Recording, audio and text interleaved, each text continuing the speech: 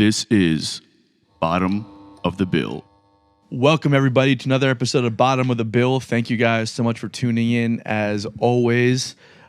Chris, what's been going on, bro? Doing good. I had a chill week this week, which is great because the past 2 months getting this Alchematic record out and the live show happening has been gnarly. So we had the live release party last week. Before you do, let's round of applause. We'll maybe we can get Jay to put a little applause thing in there. I want confetti and a party hat. I specifically didn't wear a hat so you could put a party hat in this week. The show was awesome. Thanks. You guys crushed it. Congratulations. Appreciate it. It's not easy to pull off a full horn section. It was not. 2 guitars, keys, backup vocalist, drums, percussion. The whole production, bro, was amazing. It was wild. And you know, everyone delivered, which made it possible. If it weren't for that, it would have been impossible. Like, we had a few rehearsals with the rhythm section, got everything lined out, but the horn players pretty much came in and read their charts the day before and then showed up the next day and just, you know, made any mental adjustments and just nailed it. You know, it was tricky, you know, but everyone came and delivered. And that was, you know, it's funny because we kind of reversed engineered everything. Like, we had the tunes and then, you know, kind of made the adjustments for the studio over COVID and kind of put all that, you know, extra studio pizzazz into it. But that studio pizzazz hasn't been translated live. So it's like the tunes were already there. We knew the tunes and like the core of them stayed the same, but it's all these other little factors. So we kind of reverse engineered it backwards. So that was the first time getting to play the tunes live, kind of like they appear on the record.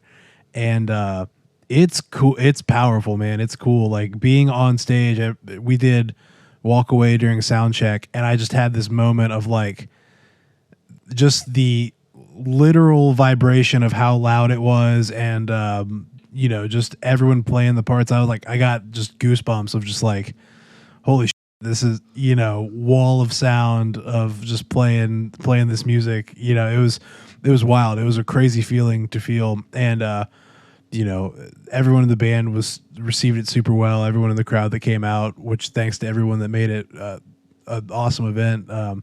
It was just really well received. It was crazy. It was, you know, it was hard to put into words. It was really cool. Hell yeah. And then Eric Kaufman holding it down on the sound. The triumph, so good out front. The triumphant return. Yeah, which we got to get him on the podcast. Yeah, I want to hear all what he's been going crazy the past couple of months. Yeah, going. I mean, he's been working like gnarly good amount. What? No, he's been working a gnarly good amount. Oh yeah. Sorry, I misheard that. Yeah, I want to know what you thought I said because you just gave me a look. I thought you said about. Like, he's been working. And then I thought I cut you off. No. He's been crushing.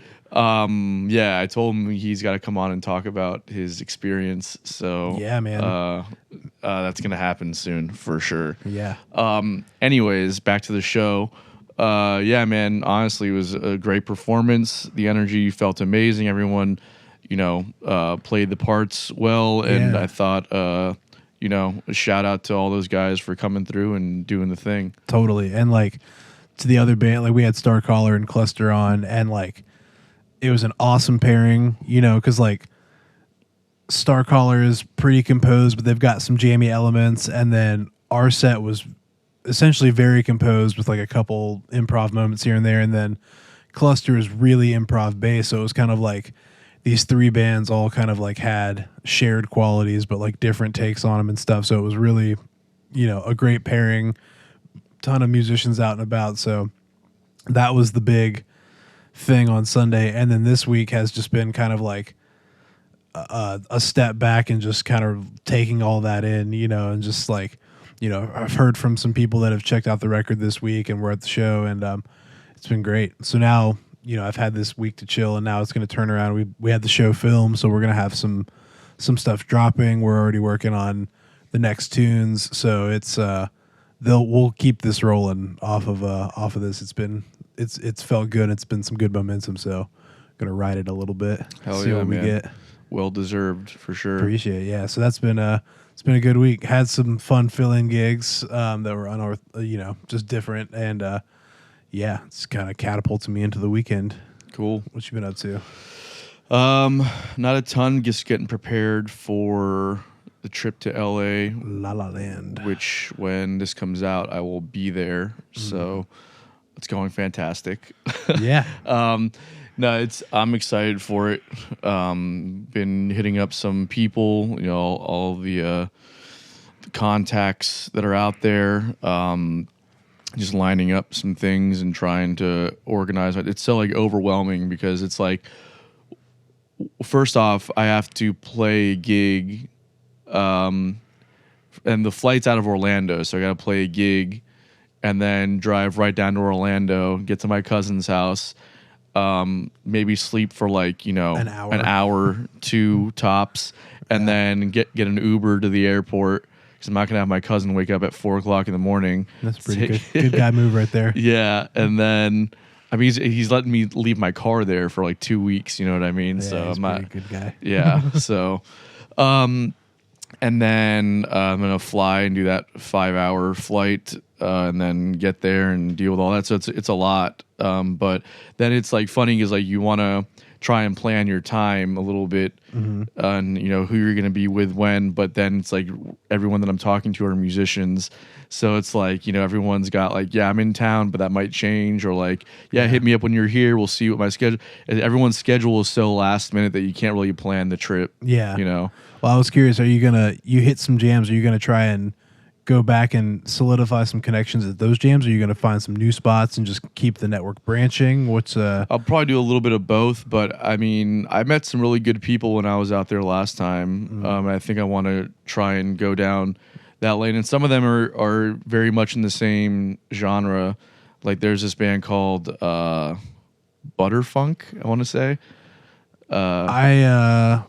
Or Funk Butter. Funk Butter. Let me just make sure before I start putting the wrong shit out there. They were your friends before this? Well, yeah, right. Okay. Butterfunk Family. They do like a thing every Friday, I think, at what's this place called? Black Rabbit something or another. I forget what it's over in Hollywood, and it's like a really dope little spot. I went to a lot of places when I was there, so it's hard to keep track. Yeah, totally. But like some of the people in this crew, they're like a straight up like funk band, right? And then a lot of them are like, like jazz guys that come in. So it's like you get this element that exists here that I'm very much plugged in with, that like is out there too, just doing like different things. So I want to kind of explore that realm, and everyone seems to be, they're all super inviting, really nice guys, and very just excited about what was happening. So it's kind of cool, man. Like I feel like this crop and this generation is a different breed, because I feel like an inviting thing from a lot of these kind of like monster industry players right now. I've met a couple of them, and like I feel like it used to be very cold and cutthroat, but I think I just feel a different energy coming off of a lot, maybe not universally, but like it's cool that people are secure enough in what they do and are cool with just like bringing people into the fold, that's or just like showing them the ropes a little bit and stuff like that. It doesn't all have to be like side-eyeing everyone that introduces themselves to you. Yeah, and I don't know what the dynamic is like fully, but what I experienced was very open and welcoming, and who knows, once you're there things can change. Well, but either way, I liked, I want to go and explore some of that, and also I feel like for a long time the conversation about places like New York and LA, it's been hard to survive as an artist in these places, to a point where both have kind of you've seen where creativity has kind of, people feel like it's been stifled in these places because of like the industry hold and stuff. But I think we're starting to see like a resurgence, because I don't know, man. I mean, like look at like all the people we've had in the podcast, Kevin Scott, Rick Lawler, that whole crew of people in New York that are like, really thriving as like creative people in these places. And then what I experienced out in LA was a lot of very creative people working on cool music and just creative concepts in general. Everything was very like everything that you do is not just like going out and hanging. It's like it's an experience. They're like you go to clubs and it's an immersive experience. You go to a show, there's like all these different elements that people are trying to bring to the table. It's like I don't know, it's just it's a fun environment. Like you don't feel like kind of like an outsider, you know what I mean? Sick. Well, you'll have to give us some updates while you're out there. Yeah, for sure. So I'm excited for that.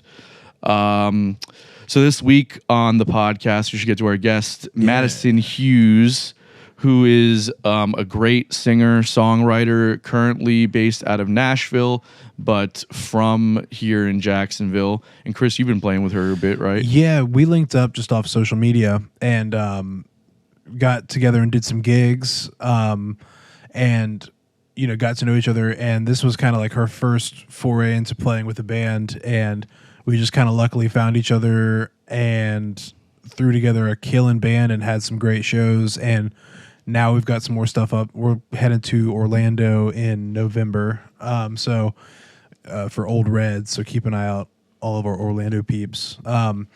It's been a cool experience.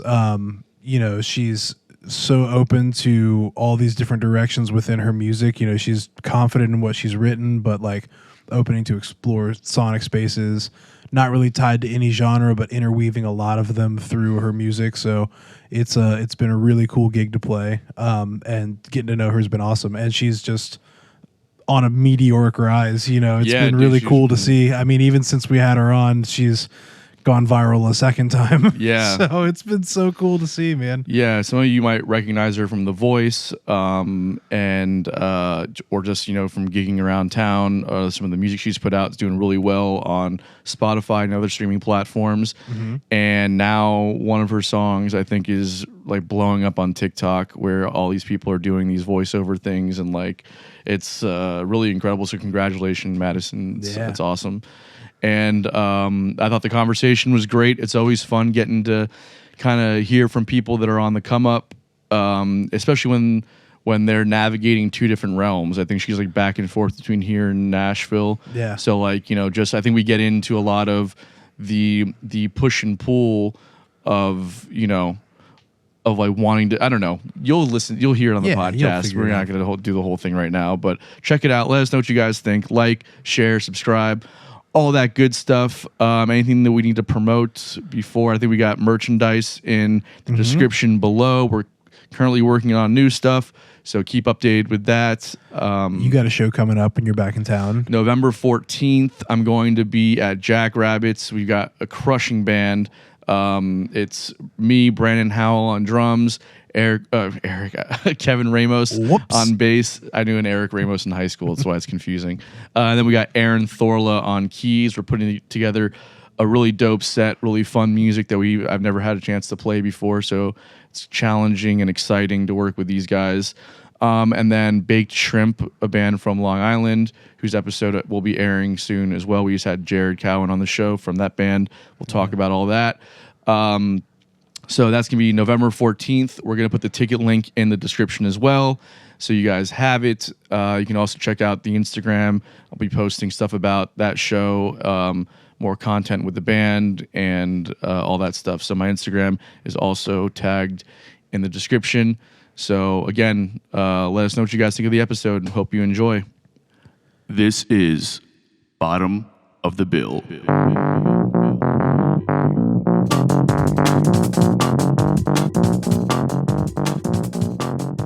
Madison, how you doing? I'm doing fantastic. Awesome. Thanks for being here today. We really appreciate it. Thank you. It's great meeting you. You as well.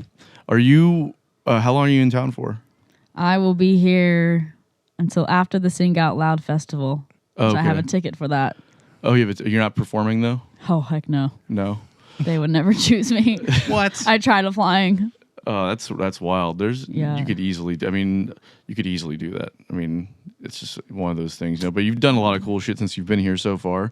You did the national anthem for the Jags game yesterday. Yes, that was legendary. I mean, that doesn't get bigger than a stadium of 60,000 people. Yeah, but that must have been pretty nerve-wracking, huh? Yeah, like I was I thought I would be more nervous for a sound check that morning, but definitely like my stomach dropped right before the real thing. Like, oh, because the sound delay was so bad. Yeah. So how are you adjusting for that? And I never used in-ears before that morning. Oof. Oh my God. We're gonna zoom in on that. Like, What a learning experience. Yeah. 60,000 people, and you're like, how do I? Yeah. Ouch. Yeah, but you just got to keep pushing through and just trust that your voice is going to carry you through to the end. Yeah. You know? Mm-hmm. For sure. I saw there was like a cell phone clip that I saw of it, like right when the Jets were. Whoa. Nice. My first podcast. Sorry. Welcome. Right when the Jets were like flying over, and then I was like, "Oh, is she braking for the Jets?" And I was like, "No, you just can't hear anymore. The Jets were so loud." Well, that's my problem for not. I was too slow. Oh. Anthem, I was supposed to be 90 seconds, and I think in the practice round I was a minute 33 seconds. This one, like for the real thing, I guess I just went too slow, and like they came. I guess they're supposed to come at home of the brave, and then they fly over, right? That sounds right. So that sounds sports. And so, I mean, I guess I just sang too slow. So, because they had a, I'm not sure what the title of the person is who's coordinating the flyover to be timed exactly when you sing the last phrase. Because they're flying from 10 miles off grid, I guess. Okay.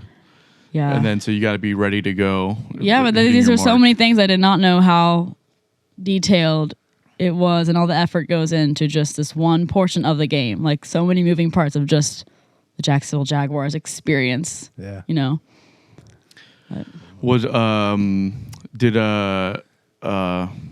you able to still hear yourself when that happened, or were you like completely? Especially when the planes flew over, I heard nothing. I'm like, oh no! Yeah. This is my turn to have the biggest note here. But I think the people in the crowd loved it regardless. They're like, yeah. Yeah, totally. Especially in the flag waving when you say, oh yeah, Star Spangled Banner that waves. That was great. People go ape shit for it. Oh yeah. You didn't have a timer or anything? No, I thought there'd be like a clock that I could watch. That But would then make I was sense. like, would I lose the emotion if I'm staring at the clock the whole time? I don't know. It's one of those things that's just like whatever happens, and you can. I mean, I practiced that song so many times the whole week prior to that. It's like, Yeah. try to time it close to 90 seconds and not hit any wrong notes. But at the end of the day, I just want to convey the message of the Star Spangled Banner. Yeah. So Well, you did a great job. hopefully we did that. Yeah. 100%. Yeah, it was awesome. Thanks. And then you guys played a show Underbelly afterwards. Yep. Chris over there in the corner. Oh, yeah. I wish you were over here on camera. I don't know why they throw you in the GoPro. It's What? okay. This is getting up there. I bring it up every week. This is getting an upgrade, and it's going to be the nice camera. Yeah. He knows. Come on. Yeah, we went and played right afterwards. It was a blast. Yeah. Killing band. It was kind of like a coincidental meeting, but like it's one of those things where we just kind of ended up linking up, found a great group. The music was awesome, and it really was, the vibe was just incredible. Not just the musicianship, but everyone really clicked personality wise, and that is like the kind of secret sauce of a show, like musically, is like if everyone's having a good time together and not just getting through the motions. It was a lot of fun. Yeah, and I've great only show. played with a band like on the Voice show where it's just like so impersonal. They're just behind you. You don't even know who their names, and they Wow. just like play your 90 seconds of the audition song and then bye. But like forming a band here in Jacksonville to like play live, that's such a different experience. So I'm glad we got connected so you could help Definitely. source the other people, because I think I posted on the Jacksonville Musicians Facebook group, hi, here's my bio, here's a picture of what I look like. I'm looking to try to start up in the live music around town. And then I think Chris saw that or something, Yeah. and then went from there. What a dice roll that can be too. Yeah, You know? I mean, totally. Yeah, like I was gonna choose some other members, and Chris was like, "Oh, I'm glad you found me." Like, I was like, I know. 'cause you don't know who's gonna be lazy and not care, and like you don't want to be awkward. Like, "Oh, sorry, I'm firing you." Just I don't know. Like some people have like audition process, and like you come in and leave. It just kind of feels weird, but this was great right off the bat, so that's kind of lucked out. Yeah. Yeah, totally. And who did you have on the Lineup? Yeah, in the lineup. So I got I kind of just handpicked some of my favorite players that I thought might fit the vibe. So we had Craig Rieger on kit, Kevin Ramos on bass, Jessica Hope on keys and vocals, and Millie Hudson on mandolin, fiddle, and vocals. Hell yeah. And it was just, I mean, again, just like the right player for each environment. Like they all had good work ethics and like all just have that kind of easygoing with the flow personality. So it like really, it meshed. I think originally I had Craig and Ramos because you were like, let's get a band. And then I think you had met Millie kind of the same sort of way through the internet. And I was like, oh, you know Millie? Right. That's, you're on point with that. Great. Yeah. And then it was like, should we get guitar or keys? I'm like, well, keys could be a nice addition. And I also know this girl that sings while she plays keys. So that could help. And you sent us the music. We, charted it out and came in for the first rehearsal. And it was just like, oh yeah, this sounds like the record. This is awesome. Yeah.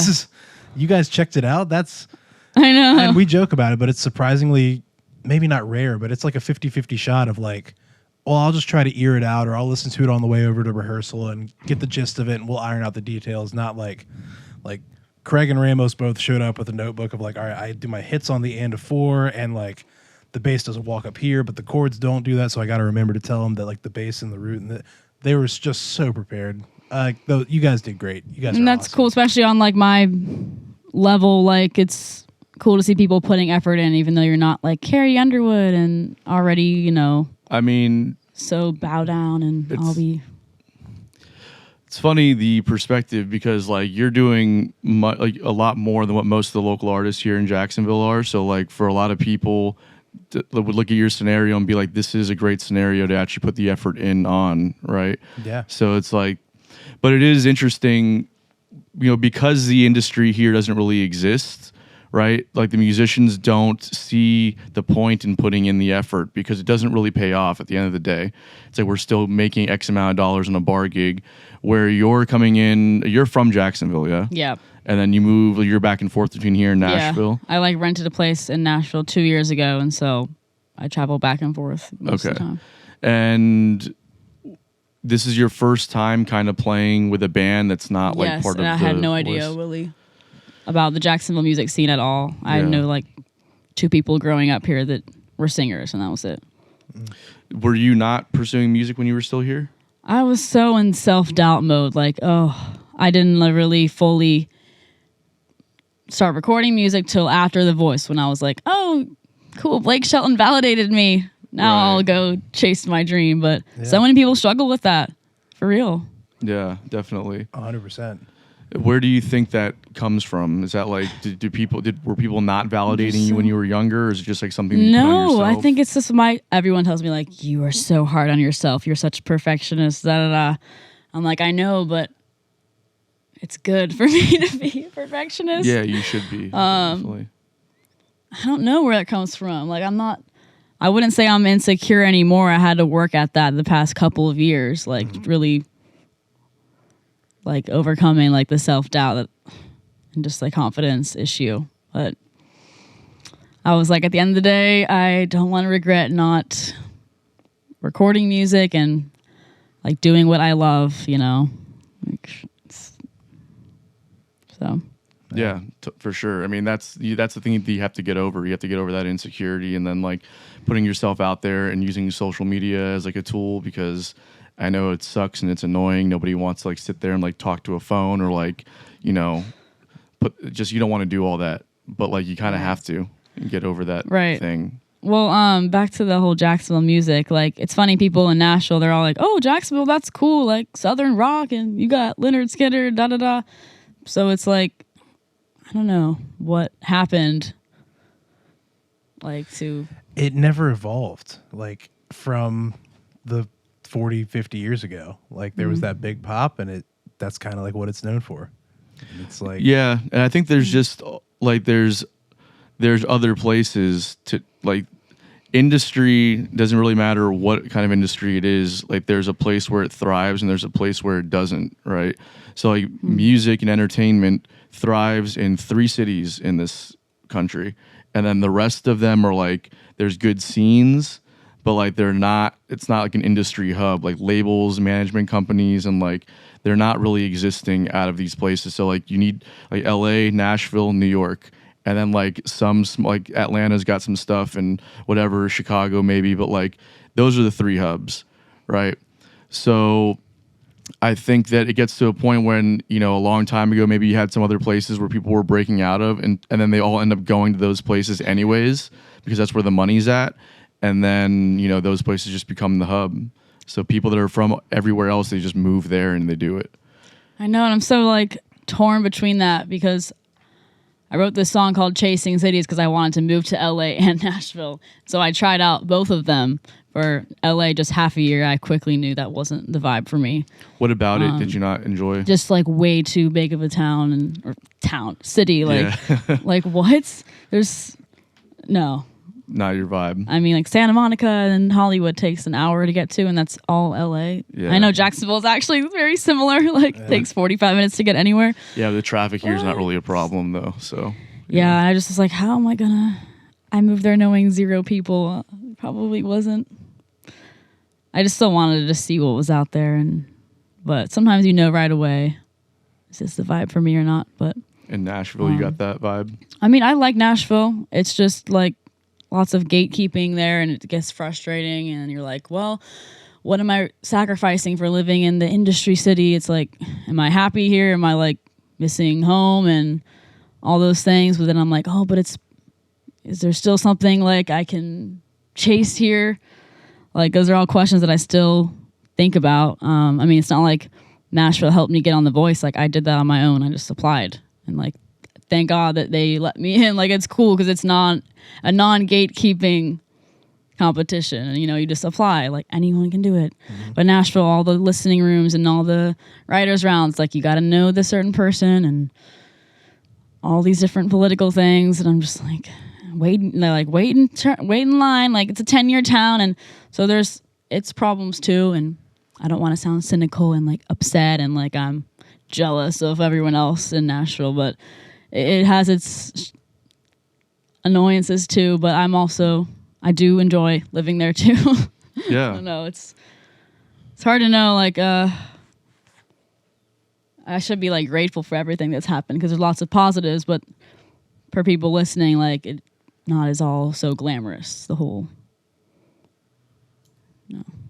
Well, yeah, I mean, it's incremental growth, and then you're seeing people around you that have been doing it for less time, or that have, they're getting different opportunities, and that's just kind of the way that it works. Everyone's got their own trajectory, and it happens when it happens for anybody. I think the point is like just to keep sticking with it, and you'll find like you'll create your avenue.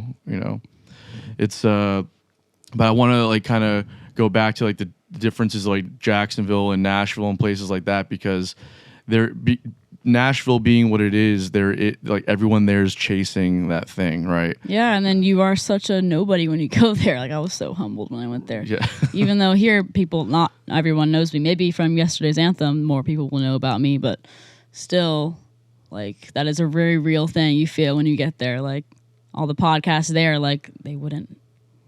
I don't know. It's all like we want to interview Jason Aldean, and right. Just don't like. I don't know. It's so hard. You feel like you have to prove yourself so much, and I'm kind of tired of doing that. Yeah. Like begging people, pick me. How long have you been there for? It's been about 2 years now. 2 years. We've rented some other folks together, but and you don't, and still haven't like popped off there at all. Yeah. Like I don't know. Because there is a certain sound that they like. Like even the guy who produces music for me, he's like, you should try to get your music scene in Europe. Like they would appreciate it because it's different, and maybe the market over there is, doesn't want the whole country rap thing. Because Nashville's thinking about money, obviously. So every industry city is gonna have that. I mean, yeah. Even though my music has streams on Spotify, like so people are listening to it. It's not like it's so unique that no one likes it. But it's unfortunate. It just has that element of real music, and that's a almost unfair thing to say, but it's very kind of driven in the roots of where the style comes from, genre-wise. Yeah, it's more authentic. There's like blues and soul elements, which is in country. Like people kind of, and even jazz, like all that stuff kind of influence country. and now it's gone such a direction that people almost forget that it should sound like that, or it came from that at the very least.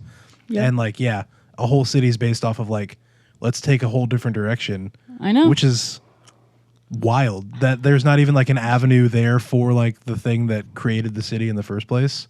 Like even a subsection of like, no, this whole thing, we like the authentic thing. It's like, nope, everyone wants It to seems go. like there's just one venue in Nashville, like Robert's Western World, that really likes the old stuff still. Yeah. But I don't know.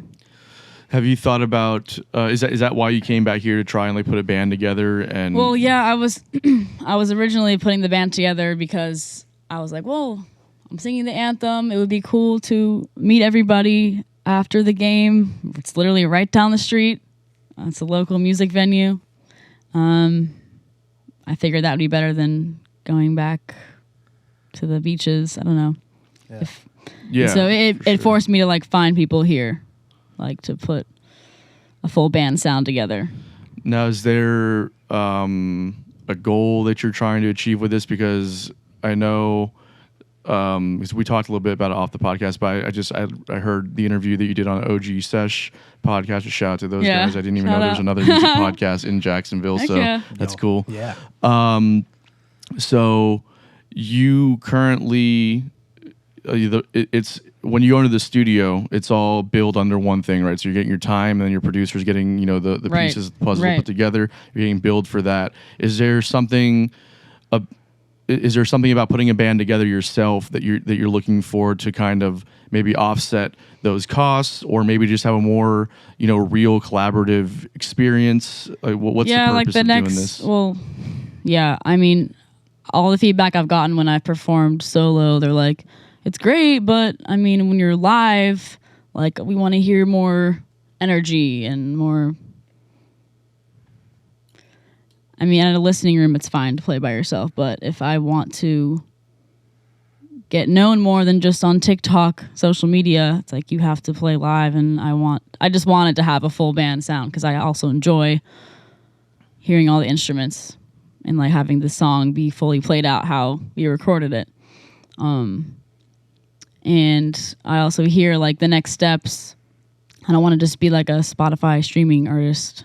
Like, would like to play more places. So when I first outreached to venues, and this was like 6 months ago, I'd be like, hi, I'd love to perform here. They're like, oh, by yourself? That doesn't work. And so learning all these things I didn't know about booking and venues and what they're looking for and all that, and it helps to have a band, and would love to just continue to travel around.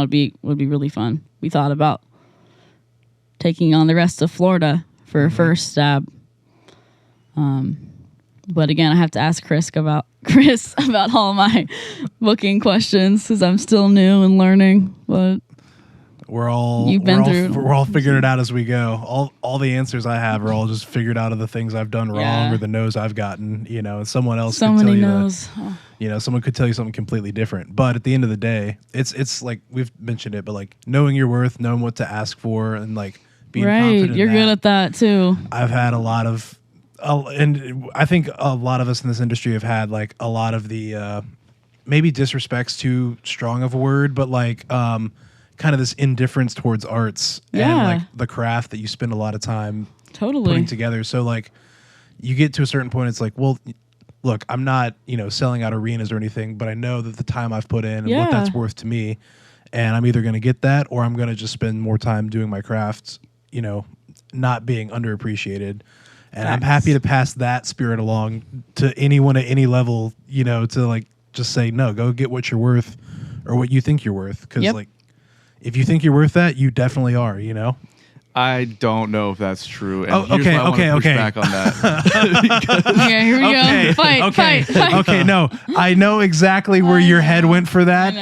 and I feel that. But there's got to be some spirit of that's true. I know there is plenty of people who think they're $10 million and they shouldn't leave their bedroom, right? Yeah. It's probably where you're about to go. Yeah, more or less. Totally. And I just more mean that in the sense where when you're touring and you're hitting new markets, there's no demand for you in a market yet. So like understanding the other side of it too, where if you're a ticketed venue, not like a bar, but you're selling tickets to a show, and you're hitting them up, and they have a night to give you, chances are, not chances are, they're not going to pay you. You're going to get a percentage of the door, and it's going to be you're going to get a bad split on it because they're assuming all the risk, and if no one shows up, they're eating all the costs. Yep. So there's all that stuff to factor in. So understanding that you're new to a market before, like, you can't walk into a place like Underbelly, being from, somewhere in Virginia, no one's ever heard of you before, and say, well, you want $1,000. It's like, well, you've never played in Jacksonville before, and you're not. There's no data that shows me you're worth $1,000 in Jacksonville. So let me walk back about cover gigs and stuff. We've got a couple of those, and there's enough data for a cover gig to walk in and demand $1,000. Original stuff's different. Yeah, the spirit always go for the spirit, but like take that dose of reality, especially with like the original venues, because like those have a different operating system. But like the spirit, I very much agree with, like, understanding, like, knowing that you do have intrinsic value, and that you're talented, and that you deserve to be out there amongst the to be working with the best in the business. Like, understanding, having that perspective is important. And then walking into a venue going, okay, I know this is my first time. Let's get that data, do well, and then I know that I can come back with a stronger next time. Exactly. Like, knowing all that stuff, but still walking in like, I'm the baddest bitch in this room kind of thing. Like, I own the room, even if it's like, all right, cool, we're opening up for so-and-so in Milwaukee, and we're getting a 20-80 split in their favor, so we're gonna make $14 in a burger for our pay. Right. So like, what would be the logical step? Because someone could, like you said, from the outside looking in, she's pretty popping off in Jacksonville locally. Like, what else does it take to like get to the next level? Is it blowing up like Oliver Anthony on TikTok again? Like, certainly. Because how do you prove yourself? If I get it with the venues, like, it's a very real thing they have to risk, and I get it. But yeah, if I knew the answer to that, I would not still be sitting in Jacksonville. That being said, I've done a ton of touring over the years, and what seems to be the best model, I think, is first, building a base in your hometown is super important, and people can go back and forth on that. There's many schools of thoughts on it. I think that the safest way is certainly to build your base at home first, and then you can start co-billing with people when they come to your hometown, like up and coming bands from like St. Pete or something, or Orlando. They're coming through Jax all the time, and then you can be like, okay, great, well, if I'm on this bill with you, I know we're going to bring 50, 100 people out here. And then when you come back and then you do a good show for them, then they want to bring you to their hometown. Like, hey, we can do the same numbers for you in our town. So come to Tampa and we'll play Crowbar or something, and we'll pack the room out. And then that way you're getting in front of these people and you're building your markets that way. And then you'll at least make something on the door, like, because you'll get like, if a band's headlining, they might take 70% of the door, and then they might take 50%. They give you like 10%, 20%, and then the venue takes the rest or whatever. So like, you'll make something on that, right? And then it kind of feeds a machine. You can pay your guys, you can pay gas, if you need a hotel, things like that, and you keep it moving. But I think just slowly building out, because like, social media is one thing you can pop, and like, you can get like viral videos, and you can hit the streaming numbers, and it's all super great. But like, that doesn't translate to ticket sales at all. No, and I had to learn that very like humbly. It's, you would think, oh, I've got all these fans. It's like, okay, they live in Austria. It's like, that does not help. Right. Is buying a plane ticket or what? Oh right. My God. And it's and it's interesting too, because you don't know, unless you have the infrastructure to really find out where those numbers are coming from, you don't know what's authentic and what's not either. That was like robot streams and stuff. Yeah, which is like, oh my gosh, I know. I just read an article this morning. Well, I didn't read the whole article. I read the headline. But Spotify, you listen to it on an audiobook? Nah. Call back. Good, yeah. Spotify is getting hit now for like being for people that are embezzling money, right? And like they're using streaming as a front. I was wondering when the industry would get to that. Like, Yeah. you can launder money in any kind of Launder way. money, that's the word I was looking for. Still, Jesus. same thing. Yeah. It was a matter of time, right?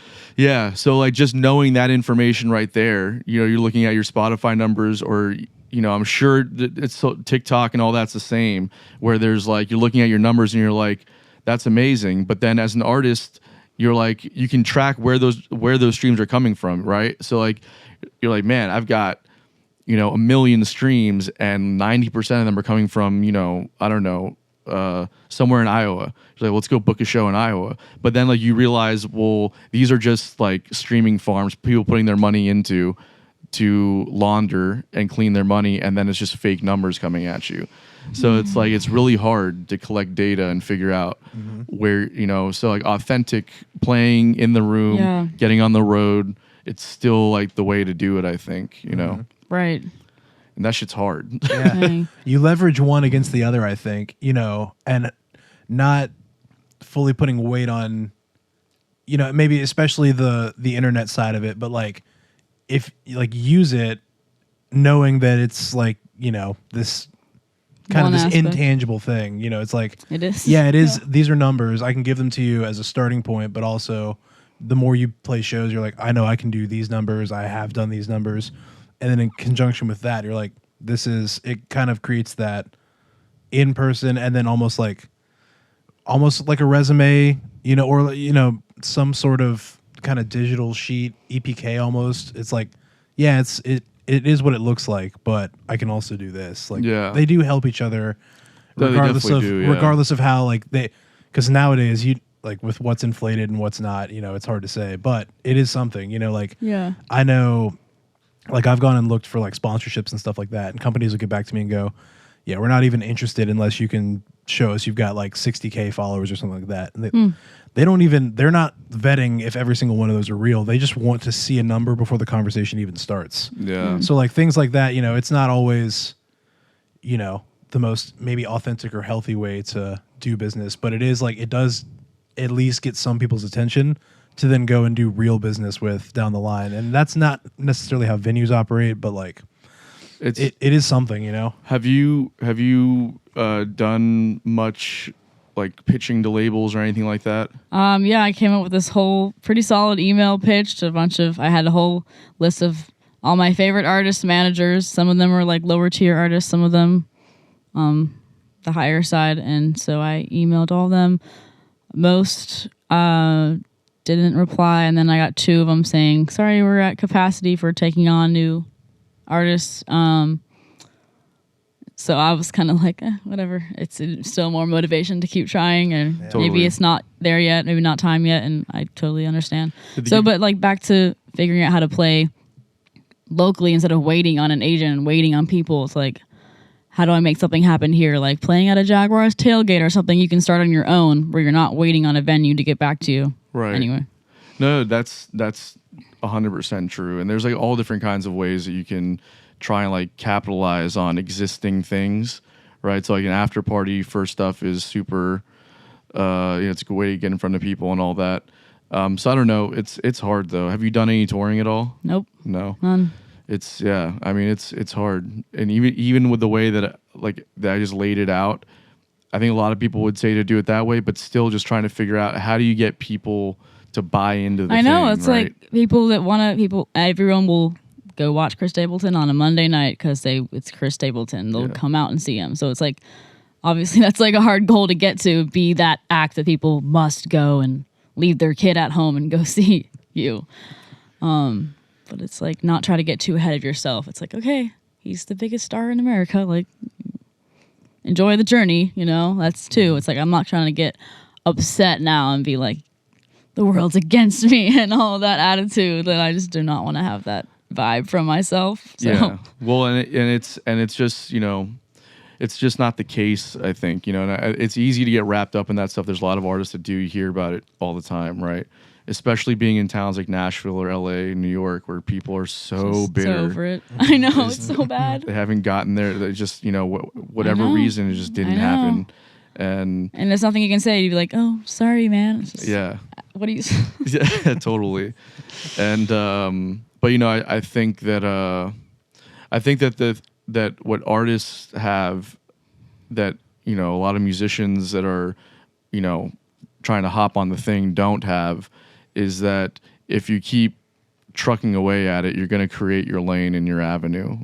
Where like musicians, like we're like hired to do things, and that's much more of your you know, your life is in somebody else's hands at that point, you know. So it's that, and those are the people you find like are the most bitter. It's like the hired guns are like, well, right. this person. Is there a difference between a hired gun and like you're part of Marcus King band? I think that they're one and the same. I just think that somebody got hired. It's like is there a difference between somebody who works like a corporate gig versus somebody who's like playing in bar bands? And it's like, you know, the difference being that you got a good job that's stable, but that could go away at any minute, and then you're back on the hunt again, right? So it's the same crop of people, I think. I think that's a fair way to put it. I would have given a little more lenience to like. I think there's a difference between a hired gun and like a first call bandmate, because you know, if a first call bandmate can't do it or something, a hired gun's taking that spot. But that doesn't mean that everyone on the road is on the album and stuff like that. Yeah. Like just because you're in the band and like, all right, you might be the first call for the guy. So in a sense, you're like that hired gun. But I know, let's say Marcus King. I know he's been using the same at least rhythm section for like the past 10 years. You know, so like you said, stable gig. Could go away. Like I know they're not on every album, but like yeah, that's all I'm saying is if it goes away, that they're back on that thing. So it's like they have a good job right now. Like sure. they're solid. Same thing with the guys on those late night shows and like SNL bands and stuff like that. Yeah. Like all of well, them. not the Roots, right? Not the Roots, obviously, but like the rest of those bands are just like, you know, like Paul Schaefer and like the bands that he puts together. It's like these are all people that exist in those ecosystems that are on tour and doing other things. They're getting called for studio work, and that's like their really cushy day job. Totally. But that could go away and they're back on the hunt again, you know?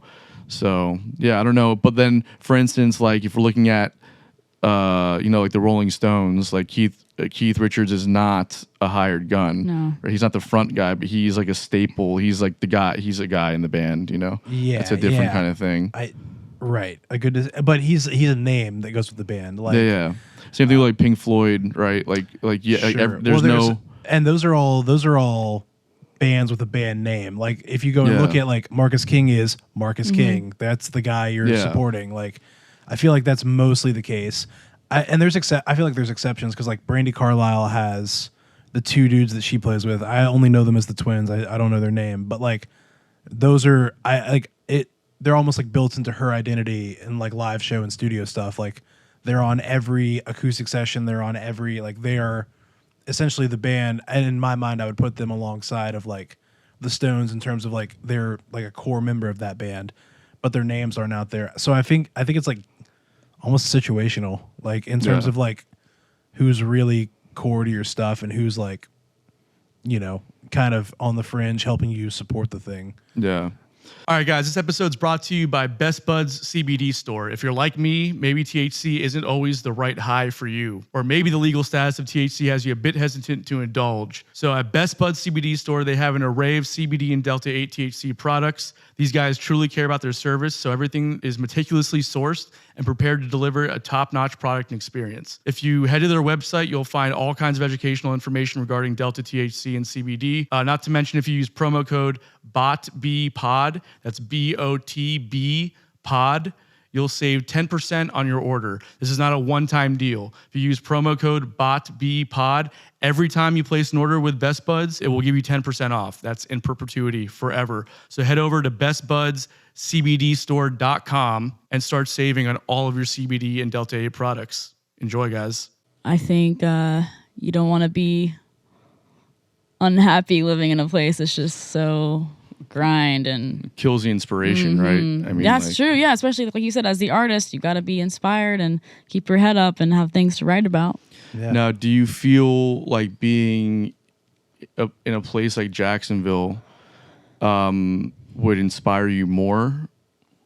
See, that's a good question. As long as I'm setting up songwriting sessions with people on a steady basis, because I don't like fully writing alone. And my main songwriting partner, he lives in New Jersey. So see, you don't have to be based in Nashville to be the best songwriter. But that was another plus that came out of Nashville, is meeting people who do that for a living. And if they want to give me a song that they were supposed to give to Dolly Parton or something, and if I had the chance to record that, I'm definitely going to do that, which I wouldn't have found them if I maybe lived in Ponte Vedra Beach, Florida. So Right. And that's kind of the thing that I think about a lot, where it's like the inspiration that you can have from not constantly having to like compete in a sense, right, in a saturated city. But then also there's inspiration being somewhere where there's everyone that's like on the same page, right? yeah. Like in Jacksonville, I feel like it's, if you're thinking like somebody in Nashville or in LA, then people are like, what are you doing? Right. Like, why? Ugh. Right. And They so it's almost like judge. So hard. what do you run into with that? Like, do people like? I mean, I don't, I can say the way I feel, right? I don't know. I don't want to speculate on how is it the same thing as like the public versus private school? Like, oh, you went to a private school, you suck. I feel like the very thing. similar. That's the thing, right? It's like you wanna think that you're because you're thinking a certain kind of way, and you want to bring some of that energy to where you're at. But like there is a resistance from people that are on the ground. Like in cities like this, where the reason why they never went to a place like that is they didn't want to deal with all the shit that comes with it. But for me, I'm like, if the industry isn't here, then why work so hard? I know. Because like there's no, like, okay, we can have songwriting sessions all day, but like who are we going to pitch them to? I know. Or if we, like who's going to invest in the idea? Is there a label on the ground here that's going to put, $500,000 into an artist development deal? It's like, that's the problem, right? It's hard. It's because I hear these cool bands like, remember Bishop Gunn? They came out of Natchez, Mississippi, and I know they up and moved to Nashville because they had an investor there that was like, we're gonna have you record here, blah blah blah, and send you out world tour. But then there's people here that still live here. The Tedeschi band and Tedeschi who else? Trucks, yeah. Flip Turn is big. They're here. oh, yeah. The Phase JJ Wave guys Gray. are big too. Like, Yeah. they're all based here. So I'm like, is there still a way, like if you're a touring band, that you can be based from anywhere? I don't know.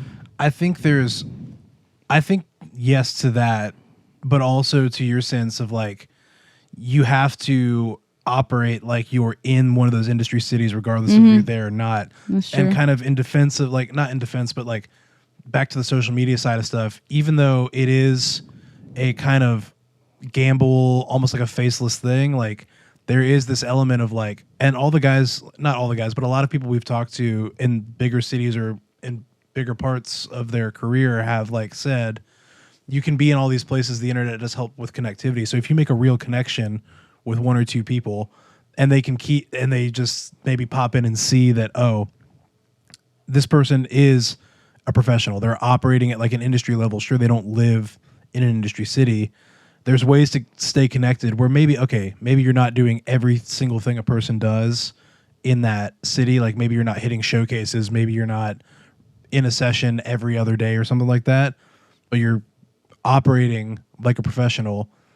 That carries its weight. It might take you longer to get out of a city like Jax, but like it can be done. Like all those bands that you listed off that are from here are operating at that industry level and like working really hard. They may not hit every bar gig, they may not hit every jam, but they're hardworking, making the connects out of the town. Like you mentioned Flip Turn, their management company's in Charleston, Atlas. And so like they have these out of town connects and operate with a higher level mentality. And I think that pays off for them. And I mean, like, so if you do live in a place like this, having a more global mentality than a local mentality, I think is the only way to do it if it's going to work. And it doesn't always work for everybody, right? Like there's a lot of bands that try hard and maybe don't get off the ground.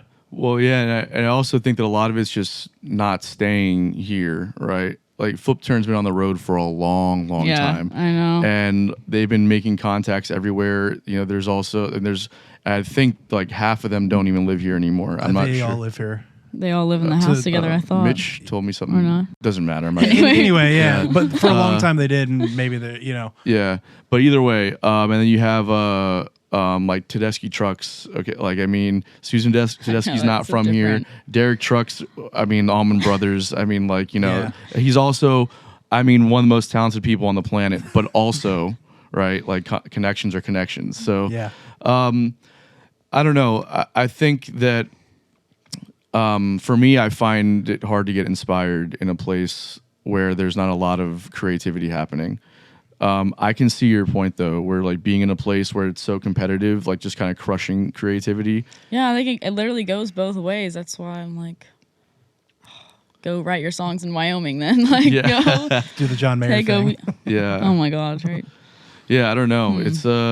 It's something that I struggle with a lot myself, and considering, you know, like, do you stay or do you go somewhere, you know? And did you ever have like your exploration phase where you're like, I'm gonna move to Alaska or something? And well, I mean, I haven't said it publicly yet, but I mean, I am moving. I'm going to LA. So like, I can fit your vibe. I can see that. I like the energy there. I'm from Miami, so like I like big cities. I like the whole thing. I was out there over the summer, and I have friends that are out there that are doing very well. And the community that I felt like existed was not so much what you hear about in other places, like where you hear it's so cutthroat and this and that. And I guarantee you that's all there. I'm not trying to say it's like, you know, this mecca for like positivity and amazing things, but like I felt like an eagerness from everybody to like work and connect, and that was exciting to feel. Yeah, I feel like you have to scratch the itch if you know, you're kind of, your heart's leading you there. That's what I had to do. I was like, I want to go to Montana, so I just went for 2 months, and then I said, never mind, and whatever. What about Montana did you want to? I guess the show Yellowstone. Your shirt. Yeah. I mean, it's just like the typical Hollywood thing. It's so cool, Bozeman, Montana. Was there like some like musically that you want to pursue, or you just wanted to be in that area? No, that was when I hadn't fully decided that I was gonna like record and stuff yet. Gotcha. Okay. Yeah, kind of pre that era. And do you?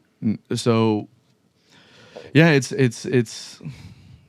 the moving back to Jacksonville thing, like the back and forth. It's so like I can understand. Because like part of me like doesn't want to let go, and then I don't want to fully settle in there and be like, I'm a full transplant and I love Music City. It's like, I totally believe that if you like went all in and just stayed in Nashville, you would find your people and you would like find your thing, and like you'd mold into that thing, and you can find the avenue you're looking for. I think, you know, 2 years, especially with the way things have been going the last 3 of them, right, with like COVID and all this stuff, it's like the entertainment industry is so disrupted, and it's like only now kind of getting back on track, I feel like. So I don't know, you know, it's just for me, it's been very hard here to find the inspiration, and then also everything that you do, like it's not getting rewarded really, or yeah, is that what you mean? Or yeah, that's what I feel like. People aren't like appreciating it here, or just it's how it feels. I don't want to speculate if that's reality, right? It could just be in my head. It's just how it feels, right? So I don't know. Like that's just my thing. Have you felt that here before? I mean, it's like everyone will comment on Instagram that I know from my friends, but it's just a different getting people out to come watch in this town, maybe. Yeah. I don't know. There's so many factors. It's like, okay, was it raining? Did I do a good enough promoting? Or the Jags playing? Did the Jags win? Yeah, exactly. Did they win? Or is there like literally anything else happening? I know. It's not I know. music, because otherwise I'm fucked. Oh my God. Yeah.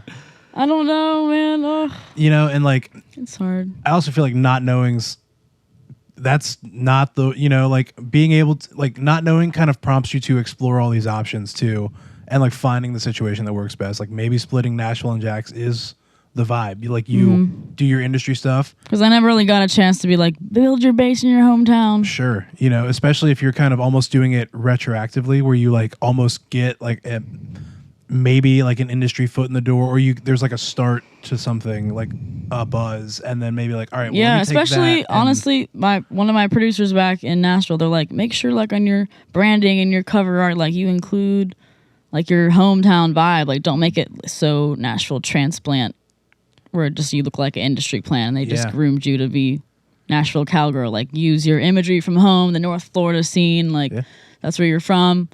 So I totally am all over that as far as building your brand or aesthetic or whatever. Authenticity you know? is everything. Sure. I mean, people people see right through the bullshit. You know, if you're selling something that you don't actually have, it's just people hate that shit. Yeah. You know, we talk about it almost every week at this point. Yeah, at this point, it's like we talk like just being real translates not just in the marketing and the branding side of it, but just the music too.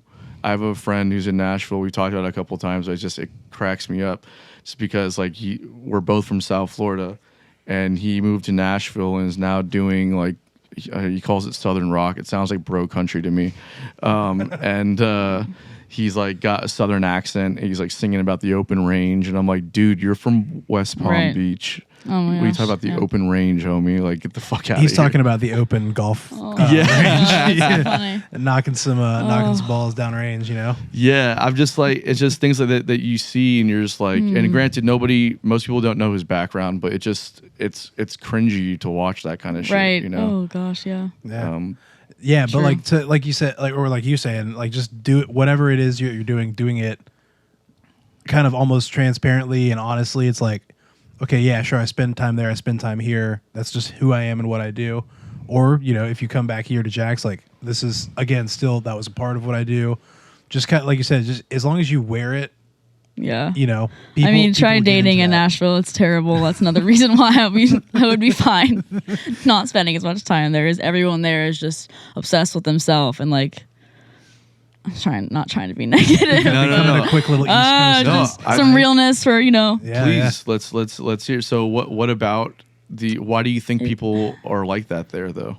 because maybe everyone comes there to just focus on obviously their career. I get it. That's what I want to do. So, but when you feel like you're at that stage of life where you want to date again, it's like, oh, well, people aren't really interested in that. It's a real question though, because it's like, if you want to like family and be like for real, like I'm not just going to neglect that aspect of life. And that's another thing. I'm not just going to be like selling my soul to music the rest of my completely life. So yeah, that's a totally fair point. And I did notice that. I haven't spent any time in Nashville, but it's the same kind of vibe in LA. I feel like where people are not settling down and doing the whole family thing. I guess like in general as a Gen Z wave, like, oh, we're just gonna forget about that now. Well, no, but it happens here though. I mean, people do it true. here, and that's the thing, you know, where it's like that's the other angle to consider, right? If you want that, then like being. So I'm so torn because it feels like you have to choose one. It's like, why? I think maybe for a little while. A little while, yeah, You know, it might have to be that. And here's the thing that I will say that my older sister lives in LA, and this is what she has been drilling in me for a long time because I've always had this pull towards there and just never went through with it. But she was like, you can only do this town once. Wow. You know, you can only do it for a certain amount of time before like things like family and settling down and like, you know, whatever else. Like also there is just the reality that it's a young place, you know, and Nashville's the same and New York is the same. It's a young place where the opportunities are for young people mostly. Yep. And so you can only, if you can go anywhere else in the country and do exactly what you're doing in Jacksonville, but anywhere else. But you can only come to LA and do what LA has to offer for a period of time. And it was like, well, that makes total sense. So I guess while you still have, you know, at least in my case, while there's still like, you know, a stitch of youth that I can hold on to, right? It's like you might as well, you know. I hear you. I completely hear you. So I don't know, man. I feel you though. I totally. Coming from a place like Jacksonville, getting thrown into a place like Nashville, where it's so like everyone is in it for themselves. Like that's why they go there. Yeah, you know. Right. But there is this collaborative nature. I feel like. Have you not noticed a lot of that there is. Yeah. Completely. It's just there is still a lot of the whole. Oh, let's all meet at Red Door Saloon and see who can get who from what. Like, what can you do for me? And obviously, that's part of networking too. It's like.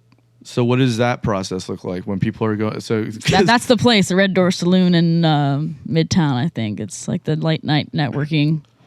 And people just hour. It's like that's a known thing. It's funny. Like so that's the bar that people go to talk business.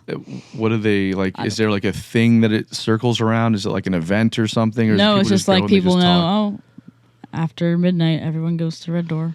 It feels so like. nefarious. Yeah, I know. Mafia ass. I know Yeah. it does. So you just walk in like I by know. yourself into this I know. creepy kind of place and just like, say, oh, that person looks like they have some money. I can just talk to I them. know. You know, it's like Actually. You got a record deal for your boy or what? Yeah. I saw Chase Rice in there one time. You guys probably don't know who that is. I have That's no a idea name. who that is. Yeah. I love that. See, who's that? He's just a country artist in Nashville. Oh, okay. Is he blowing up? Probably. I probably sound like the biggest like I know. Let's check this- disconnect I know. right now from Jamie, pull that up. Jamie. Pull that up. Was it Christian Rice? Chase I'm Rice. fucked. Never getting a call from him. I don't follow country music super heavy. I like more the traditional country stuff. That's probably why you're definitely not moving there then. Yeah, There's that- no, because that's centered around that. That's the big people. They have like asked to me. say it's all genres, but be real. It's country music. Yeah, Be and real. 300 million streams, 100 million. He's he's crushing doing it. all right. Doing all Good for right. him. Yeah. By the way, I'm not hating. So if I you need a know, guitar yeah. player, please call me. Yeah. I can play country. we'll go to the also. Red Door and meet up with him. Yeah, I'll go to the Yeah. Red Door. I feel like it's like it seems like what's an analogy for like a glory hole and like you know what I mean? Like it's just like it's just like Nashville it's glory like hole. a slip where you just put checks in. You know, just so you don't know where the check is coming from, but you just take it. And every now and again, something spits back. Yeah. It spits back out the Red Door. But yeah, I had a point that I was making about Nashville is country, and that was like a thing that I played in like a country like duo thing when I was down in South Florida, like pop country stuff. I can play it, and I actually enjoy putting my head in that space. There's a lot of things about pursuing a career in country that I'm not really wanting. Like first off, I don't fully connect to the music. Secondly, it's time for me to leave the South for a little while. Like, I know people say Jacksonville's not the South, but I'm from Miami. Jacksonville is certainly the South. It's about as far And- south as you can get in the U.S. I'm convinced. Yeah. Because the further down south, Yeah. past Jacksonville you go, it gets more north. Yeah, Orlando? No. See, that's hilarious. I would consider Orlando the South. Okay, maybe Orlando's- Tampa. Parts Maybe- Okeechobee, maybe. Okay, Yeah. maybe so. It's maybe not the most southernmost tip, but it's Daytona is certainly. Like, it's deep south. Yeah. So we're close though. We're close. Yeah. So for me, like I want to get a different Yeah, feel, you for know. sure. But why did you decide, or did you grow up with country music? No, I did not know who George Strait was, George Jones. No, we grew up to like the dad rock, Bruce Springsteen and Jackson Brown, the Eagles type of music. But I just, like you, was like I wanted to go check out LA and Nashville. Those were the two cities I wanted to go Yeah, and you landed see on Nashville. what they were about. And you were like, I love country music now? Or did you Well, like... I don't. After The Voice, when I was on like Team Blake Country, I was like, well, I need to go get some original songs. Like, I didn't really have any originals. I mean, the ones on my Spotify previous were like kind of R&B rapping vibe. But the music I'd grown up listening to, like Gillian Welch, that type of, and Bob Dylan, just the classic timeless songs. I was like, that's kind of where I would like to, my goal be, not kind of the Drake sounding music anymore. More like rootsy.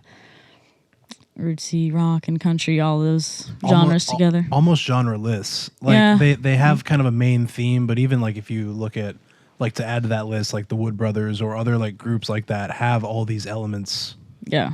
That maybe there's a central kind of rootsy theme, Right. but like some the Latin tunes, funk tunes, Right. all these things that kind of shape in. So yeah, to your point, sure there's like maybe a centralized genre, Yeah. but then all these influences come in. Yeah. Yeah. I definitely like the soulful type of country. Like, not just, that's why I don't like the pop country rap that doesn't really have the feeling, the soulful emotion. Right. And there's because when I heard your songs, they're great songs, by the Thanks. way, and I love your voice. Oh, thank you. I didn't I could hear your voice doing like it didn't you don't strike me as a country singer is what I'm saying. Like Do I look like a rapper? no. Just I feel like your voice can do more than just that. Yeah, and you I know? don't like when people say Madison Hughes, a country singer. It's like, I get that you want to put things in a box to understand life, but What's the one on Spotify? It's got like The Heartbreak Kid, No, You Were the Whiskey, Meet Me in the Woods. Meet Me in the Woods. Yeah, it's Okay. more of like an indie. I hate using that word. It's like, what? I feel you though. What is indie music? These days, it's just basically saying pop music. At this point, it's just like it's independent, done without a label, but still sounds like pop music. Yeah. But I like that type of music too, whatever that's called. I thought Vibes. that's the first thing that I heard when I was checking your stuff out. Obviously, it's like the Right, first thing the on first there, one. Mhm. and I was like, man, your voice is so like beautifully haunting in this song.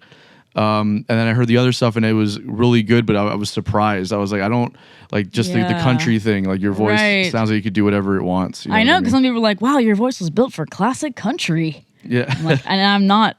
I didn't grow up in Green Cove Springs and went on the St. Johns River like that. But I'll tell you what, you've I'm nailed that from country Ponte Vedra accent. Beach, Oh, you can lay where it we on, have though. golf and tennis courts in our backyard. Yeah. Transparent. But yeah, exactly. Like I did theater, so I like exploring the different sounds, and I do like different types of music. But if my favorites, rock, country, indie, folk. Like you said, if you can blend them all together, cool. But it definitely feels like the beginning of music creation, even though it's been a while to get here. Which everyone's journey, it takes a long time, you know, just to feel like you're getting started moving somewhere. But yeah. So is there, but given your background with all these different genres of music that you like, what made you want to land on country this right now? Yeah. I guess it probably, I wonder if it had to do with Nashville when I moved there. Cool, because the first song I wrote after The Voice and published, the one called You Were the Whiskey, that was like I heard a song by Randall King, and I just copied his chord progression and came up with a new melody because I liked that song a lot. And it just kind of like, I unintentionally made a country song. People were shocked, like, why'd you include whiskey in the title? You're trying to be so country. Like, I was like, didn't know whiskey was like a country sounding word. It was just a true experience with this dude. Like, was it you or the whiskey I met? So it's funny because then after that song, people loved it. So I'm like, oh, well, they like when I sing about. I couldn't tell if it was because they liked the country sound or they liked the words or the sound. It's like some things, maybe it's all together. So yeah, it's just like that positive response. Maybe, to yeah. the But I thing. also, was it like, is it easier for me to write country songs? Maybe so. Maybe And you work with like producers and collaborators and stuff as well. right. So there's probably That's obviously their wheelhouse too. and exactly I was gonna say like there's some outside influence or like a collaborative Right. influence that kind of like, let's put it frankly, straight like if you're in Nashville, that's kind of like a And, running yeah, theme and sound. Exactly. Well, plus they're not trying to be like, well, you got to be commercial, blah blah blah. But there's some truth to be like, people like when you add in mandolin or whatever Sure. or Yeah. steel guitar. Like, I'm not opposed to those things. You know, and I like it's also I would be willing to say that you're probably early enough like in the career where you can have these different genres and explorations and like see what feels good as an artist Right. and a writer Totally. and go, okay, cool, like some of these songs lean this way, some lean maybe a very different Yeah. direction, and like I don't think there's anything wrong with that. Some, like you said, people like things being in a box, can go, I can market X, Y, and Z. Right. For that reason, yeah. But some people also like the complete opposite of that. And I won't say that that's the main movement of people, but there is, again, if you're just like, whatever you're writing, if it's authentic, people can kind of latch onto that, even if it's like, all right, well, this one may be a rock tune, or this one might be a very ethereal indie Yeah. tune, you know, but like, okay, you know, some of my favorite bands do that. And are they the most popular bands in the world? No. However, their fan base knows to expect genuine music, Yeah. and they're, you know, you can never speak to if someone's like living fulfilled or not, but they're putting out the music they want to put out, Right. and not really being beholden to any sort of industry Yep. standard. They're just writing the music they want to write. Yeah. So it's almost like, you know, which way do you lean? Do I lean towards the industry and kind of appease X, Y, and Z, or do it just Right. write for writing? Yeah, because sake? they will say, "Oh, you got to choose your lane first," and that makes sense. So, for a commercial thing, Yeah. you know, like because right, if can't Warner Music wants to, bring you on, they don't want to see you doing Drake songs in one day and then yeah, I mean, yeah. from that perspective, where it's like, they're investing X amount of dollars into the thing, and there's like, a brand that they have to push. They need to know how to What is market it? you, and it's Totally. like, so that's the hard part, I guess, about trying to go, with like a big label, like a major label deal or something, is like that you're kind of beholden to what they want. It's their investment. So, which is weird because it's like your music and you're the creative one, and their whole investment doesn't work without you. But it's a compromise. And you guys had some great insight on your other podcast about the whole fight about indie versus teaming up with labels and agents and not thinking they're like all the bad guys. It's like we're all trying to make this music thing work. That's it's a very important thing to try and understand. I feel like for artists, because so often you hear like about the bad label deals and about like people just trying to take advantage of artists, and that surely exists. But like, I have somebody who I consider to be like a mentor for me, who's a very successful business person, not necessarily in music, but just in general. And the way that they put it was like, you want to make friends with your bank, right? Get to know the people that work there, because when it's time to like, take out loans or whatever, maybe your credit looks one way and this and that, but like, you get to know people and you can work with them and establish a rapport, then things can be done to help work with you in certain situations. And so a label is just a bank, really, with a couple more resources at their disposal. So establishing relationships and not looking at them as adversarial, but just thinking about them as a way to like help you do the thing. They're taking a risk too, and granted, they're making a lot of money in a lot of other ways. But regardless, they're still taking a risk. So yeah, and they could drop you too, and then you'll figure it out after. Exactly. So I don't know. It's just, the business and music doesn't have to be so adversarial. No. And they're both creative endeavors. If you're willing to give the creative space a try in a different world than music, then it can be equally as interesting. I feel like that's such a slept on concept too, because like even non-musical business people will tell you the same thing about how to get creative with your money or your ideas or anything. But we so many artists try to just limit their creativity to the music because they think that's where the inspiration lives. And of course it does, but also like, you have to have that outside the box thinking, I think, in almost any approach, just to make it happen. Yeah. In any sense. And it gets overwhelming. I understand that. Do you ever feel overwhelmed when you think about Totally. like the other side of it? yeah, It's like that can be really like off-putting for like why you don't want to get involved in that side of it. I think about social media and just staying on top of that, and I'm just like, dude, I know. like every week I got to be on top of this shit like all the time. I gotta make 5 posts. Right. I hadn't What? played 5 gigs. What's happening? Right. Like, I got to do that more than I'm doing the thing. Yeah. So I mean, for it, ebbs and flows for me, where I get like hit with inspiration to do stuff on the business side or the social media side or Yeah. the musical side, and I run with it. But then I hit like these walls. I'm just like, Right. what do you do when you hit those walls? Because you must feel impulses to write and create, and then same thing on the social media side or whatever. And then there's got to be times where you're not really feeling it. Totally. That's when that's when I like I don't know. I mean, people ask that question and it's hard to answer. I would say maybe I'll go out in nature and record a video and post it online. So you tried. So don't know. you go out and try to find the inspiration. Yeah, like maybe I'll go to Palatka, Florida and go Lots of inspiration in Palatka, Florida. Yep. That's what I always tell myself when I'm feeling uninspired Go take a creatively. little- Just take a trip down to Palatka. Pack a picnic. That's just you know? me though. I'm weird like that. I like going to St. Augustine and Hastings, Florida, and There's a lot of no one space there. understands. Yeah. There's nature, and like you can get into like those open ranges that people talk about. There's certainly that Oh my god. What you know about an open range, boy? I know about sawgrass in the Everglades. Yeah. Have you ever been on an airboat? I want to do a music video on an airboat in the Everglades. It's a cool fun. idea. I've never done that. Yeah. A music video on an airboat. I've never. Yeah, just like like we were talking about Sugar Shack sessions. Yeah. Gosh. There we go. And just trying to think of other creative visual formats to get people like interested, because when they see something background that's cool, they might stop scrolling on their phone. People listen with their eyes nowadays. Yeah, It's crazy. so like, whoa, You know? maybe she's playing guitar on Jacksonville's in the middle of the bridge. I don't know. Yeah. Whatever it is, thinking of creative things like that sometimes helps me. Like, what's something weird I could do?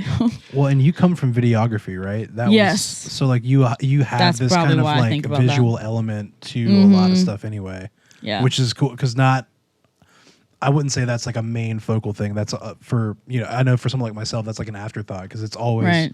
music first. Totally. But there's like, any sort of extra creativity you can bring in, I think just helps Yeah. bring the thing Or up. like, right? for example, the podcast, like you all do a great job visually too, which is more incentive to people keep watching. And Totally. It's been a growth process, right? Yeah. Like getting it to where it is. Yeah, totally. And thinking about those kind of things, I think, hopefully it helps anyways. It's never guaranteed, but you hope that people appreciate those little things. Yeah. Because it's like a better experience for them. Yeah. So that's interesting that you go out and you try to put yourself in a situation where you find inspiration.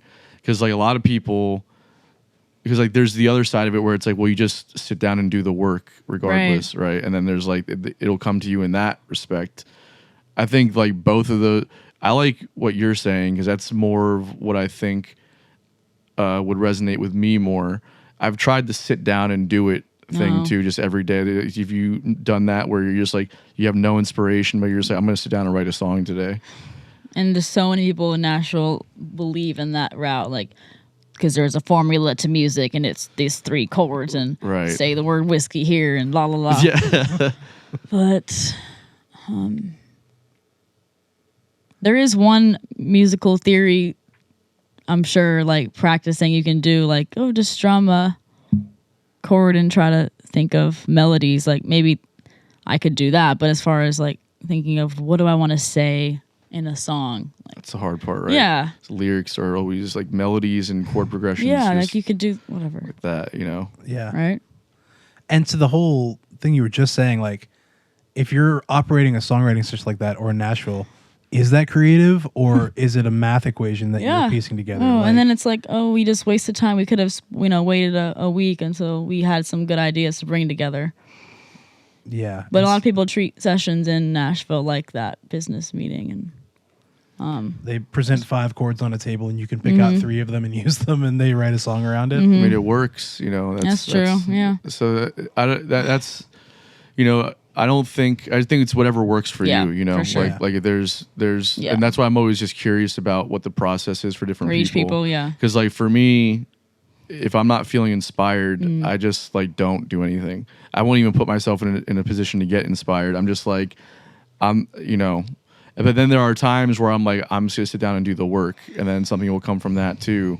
So I don't know. I guess I like the putting yourself in a position to find inspiration. Like that's Especially if it's weird, like I'm gonna go to Angel's Diner in Palatka. you really just go sit like in the- Palatka, huh? You're a big fan of Palatka. Really, It's just so fun to say. yeah. We're gonna write a Oh song my about it. God. It's gonna be your highest. I know if streaming I song. grew up and lived there, I probably would hate it. Or like if I grew up in Green Cove Springs, I'd be like, I hate the countryside. Everyone wants what the other half has. I know. I grew up in the complete backwoods until I've taken him Yulee? up there. Oh, no. North Carolina. Ew. Oh Yadkin. yeah, I'm sorry. I Much keep- worse. Yadkinville. Yadkinville. Yeah.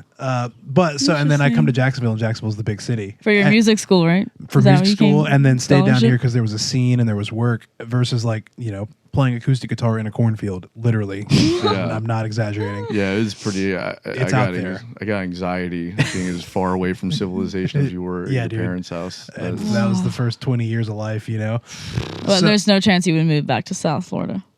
Not now. Doesn't have any kind of thing that I'm looking for musically. Yeah. I, for a long time, had this resentment towards South Florida because it was one of those things where I was like, I wasn't really like Miami's got such a killer scene, and the people down there are so gnarly. I couldn't hang, So I had a resentment for not getting accepted into that community. I feel like, and then when I go back now, I see what's happening there, and I have a real love for the city, and I have to give a lot of credit to it for my roots and the way that I approach things, because Miami does very much have that hustle. Like everyone I went to high school with was going to do something great. They were going to be the next big thing, right? Nobody did shit, right? But like, it's just the mentality is like, we're all going to be the next Pitbull or whatever. And so I have to give it credit for inspiring that kind of drive and hustle and creativity in the way that I think about things. But it doesn't have to offer what I want right now. Maybe I'd go back sometime. But have you been down there before? I have been to Fort Lauderdale more times than Miami. Fort Lauderdale, Fort Lauderdale. Whatever, it's like it's whatever. Yeah, because I was gonna work like a political job that brought me to Fort Lauderdale, and I was like, I want to try music instead. But I'm glad I did not move to Fort Lauderdale. What are your politics? Go, boy. There's a certain campaign in Fort Lauderdale. If you know, you know. So what about Fort Lauderdale? Why didn't you want to move? Well, I thought deeply about it. This was after FSU and before I applied for The Voice and everything. But thankfully, just my heart knew, just don't do it. That's going to set me up for a trap, maybe. Being stuck in, like, I would have just sucked if I just had not tried music at that time. Again, like you said about your prime years you feel like you're in, it's like I can always revisit this later, but let me not do this now, even though it's safe. Yeah, for sure. That's always the thing that people want to bet on, is that safe I thing. know. People always ask, are your parents supportive? And I'm like, thankfully they are. They're not like, hey, kid, put that guitar down. Yeah. That's super important to have emotional support and just like, the encouragement. Because like if you don't, this is a hard industry. Yeah. So if you don't have anybody in your corner, then it's very easy to just say, screw it. Yep, I'm going to do the safe route. for sure. You guys want to hit some unpopular opinions? Are you familiar with this segment? Oh, shoot, I wasn't prepared. Okay, let me think. It's okay. We'll let you go last. So Yeah, let me think while y'all go. Chris, what you got? All right, let's hit the. I've been trying to build the bank back up. I was Shit. depleting weekly and not refilling, so I think I have. Let's just see. All right, this one could be a crime, but let's go and let's go. This is all entertainment. FBI. If you're not stealing from the self-checkout line, you're doing it wrong. Oh my god. What? What? If You're you don't, fired. if A you, musical director, what? Oh, okay. That's what I said. Entertainment value only. Lord. If you're gonna have us do the job, why shouldn't we get like a ribeye steak and just kind of, and then be on our way? Seriously? I mean, All right, I was trying a different direction this week. Come on, have a little fun, guys. Steal from self-checkout. no, I'm just trying to live think, a little bit. I'm Throw just some trying gum. to Throw think, some gum in your pocket and walk out of a store. I'm just trying to Live a little. think about like. I just Imagine if you were a public store manager. Oh, true. See? I'd be like, No. oh no, Or if someone you- else's money and inventory is gone. okay. Here's. So I have a thing with like I when I was younger I stole a lot of things, but like I have a thing with it now because I'm much older and don't feel the need to steal things. But also, like we had somebody steal band merch one time on a gig, Oh, really? and then we found him wearing the shirt later, like a block away from like after we unloaded, and we got him to give the shirt back. Just took it off right there in the street. Yeah. Made him take Nice. the shirt off, right? Yeah. But like, so that was a terrible feeling. You Yeah. know what I mean? Or like if you have like your shit broken into and just like shit gets stolen, it's a terrible feeling. I don't want to do that to somebody else. I get that, Publix or whatever, your grocery store, Ralph's, whatever it is. Don't want to stick it to the man, Adele. I don't like that mentality of sticking it to the man. Come on, man. Where's your 1960s spirit? Yeah. Aren't you a counterculture kid? To an extent, but like I'm also very pro, like business and that's right. You're a capitalist. I forgot. So, I'm not a fan of, I don't believe in that Robin Hood mentality. Yeah. I do like giving, ribeyes to the homeless after I go shopping. It's kind of my vibe. That's so crazy to me. Why wouldn't you just, if you're gonna steal it, just take it for yourself? Well, that's that homeless dude's been smoking crack their whole life deserves it more than you do. Well, here's the thing: I pay for everything that I want. So you steal for the shitty people in the world. I'm not getting down this rabbit hole. It's the thrill. Robin Hood doesn't steal for himself; he gives to the poor. He's set up. He's already got his riches. Next. Yeah. No, this you is next. all right. Sorry, I gotta think of my unpopular opinion. Oh my gosh! All right, just to put a cap on this, this isn't like something I try to do when I go to Publix. I'm just sitting there checking out, thinking how easy it is to do. It's certainly easy because the apathy. There's no one there. It would be like so easy to just like load up on whatever you want and take it out. Especially now that this is really more of a what happened to the cashiers question, and but so you rather have cashiers? Is that your unpopular opinion? Really, that you'd rather have a cashier? Sure, but that's just we've been there and done that with the Walmart. No, this is it's not like all right. I'll say maybe back in college, maybe back in the early days, there was a whole band of us, but that's not the vibe. That's not the vibe anymore. A whole band of all the music school kids going and stealing shit from the self checkout line at CDs. Publix. Really, we were trying to get hip, but yeah. It's hilarious. Not anymore. But it's right there. And if you're not doing it, what are you doing? Live a little. Okay. Robbery. All right. Robbery.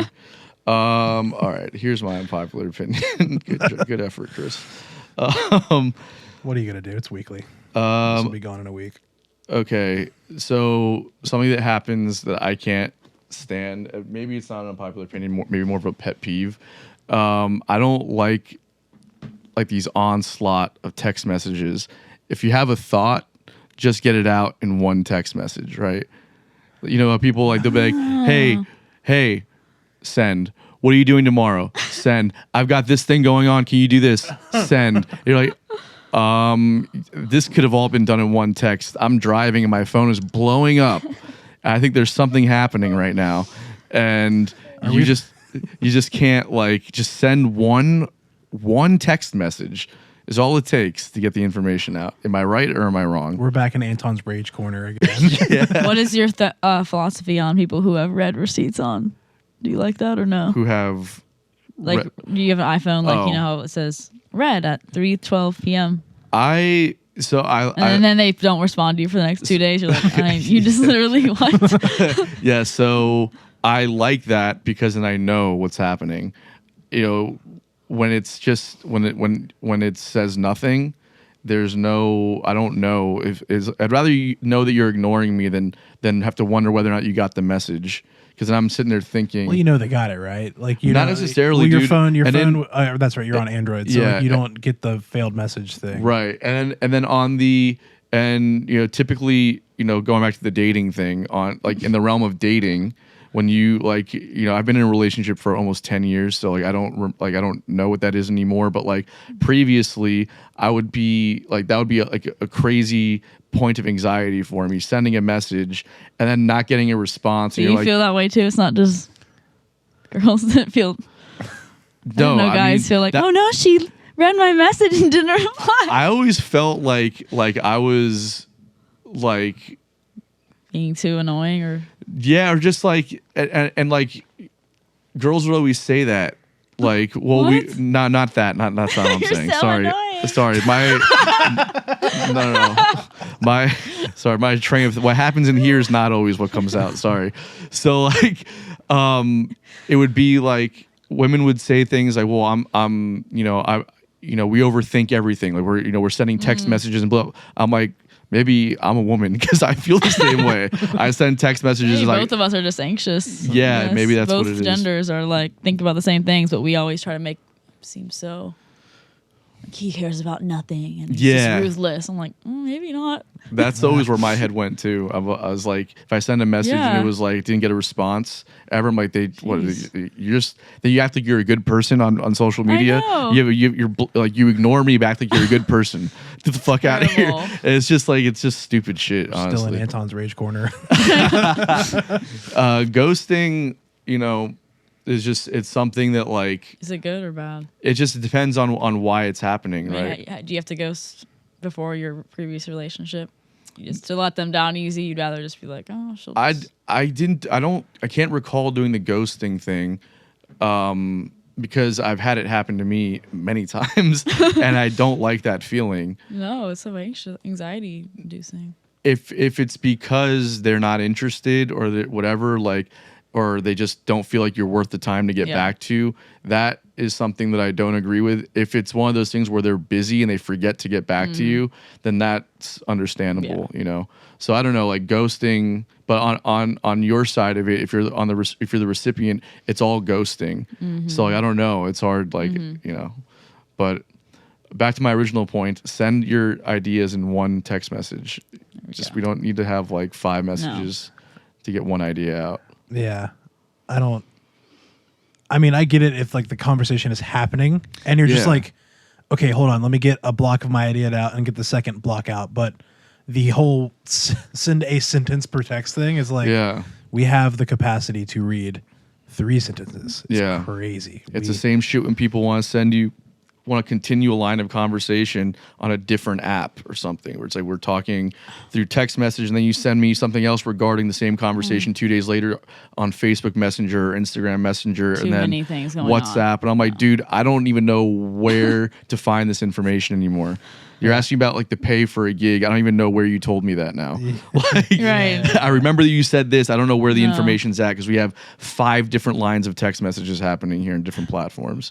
Yeah. I'm sorry. Everything should just be going through email, right? Is that what? Is that? I'm what a big proponent of emails, dude. I don't know why. because then it's like you don't feel urged to respond right away, like texting and and it's not so. I mean, I feel like texting. Obviously, it's efficient and quick and everything, but it's personalized. If you're texting business, it's like cool, but like let's almost like set up some work boundaries, kind of thing. Like let's put it in an email. Yeah. But it's also like emails are like it's a block of messages I can continue on at any given time, and then I can refer to this block to find information.